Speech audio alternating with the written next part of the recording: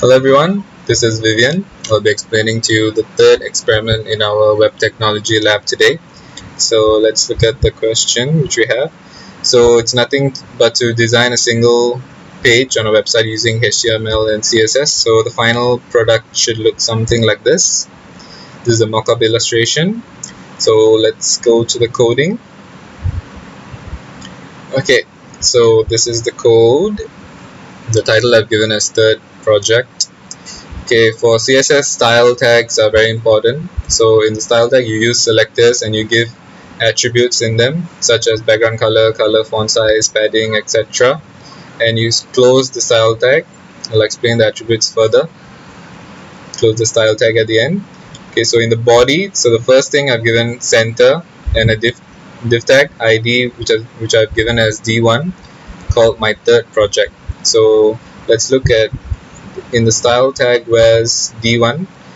So when I use div, I have to use the selector hash. So it's hash D1 and I give the attributes inside. So the background color red, white smoke. Okay, so you'll understand better when I run the file. So you can see at the top, it's at the center, my third project, background color red, and the text color is white, smoke white. So that's the first part.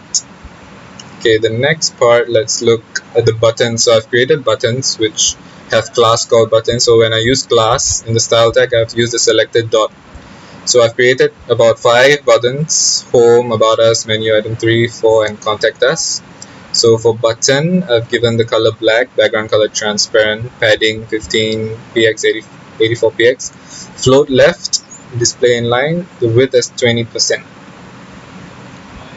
So you can see here I have 5 buttons: home, about us, menu, item 3, 4, and contact us.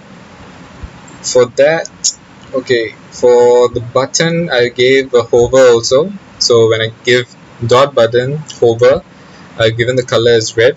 So when I use my mouse to hover over it, it will give a red color. You can see the color change. I'll give a red color. Okay, so the next part, let's see. Okay, I've given an image source, bird1.jpg with a width as 1330, height is 450. So that's the big picture in the center. Next, I've created a div class called container, and inside that I've given an image source a.jpg with the width 250, height 200. I've created a div class called left and button class called button1 for home.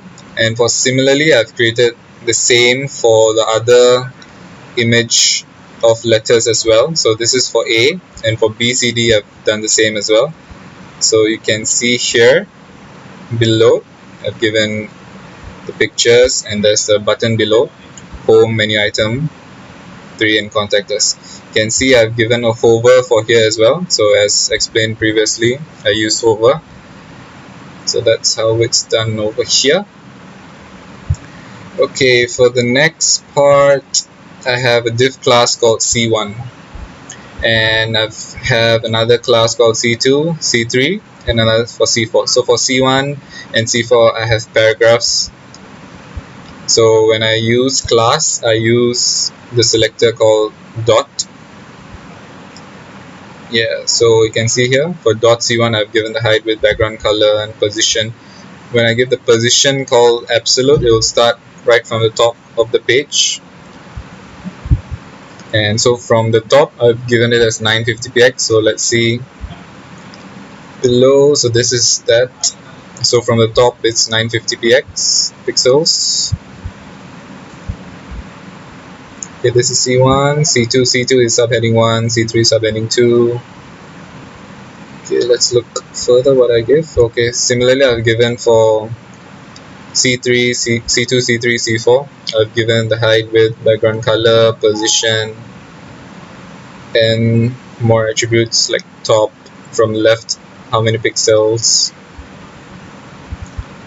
That's how this part here is done, subheading 1, subheading 2.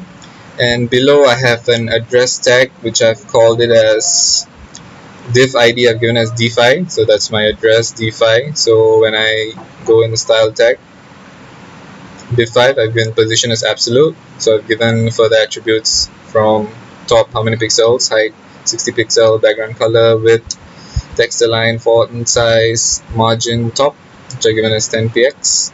So that's my address at the bottom. So this is the address tag.